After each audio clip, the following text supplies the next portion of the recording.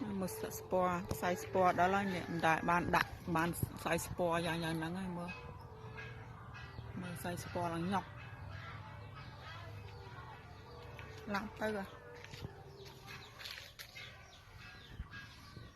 mưa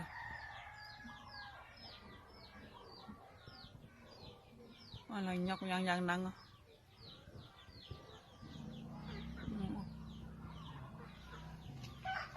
cha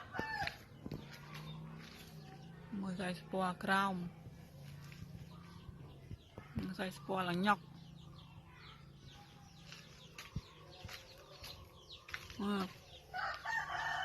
sport đó là có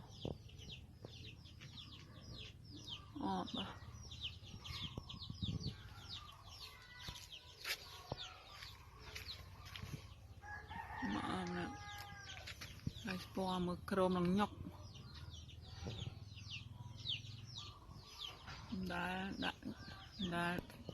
đã bán size sport như sao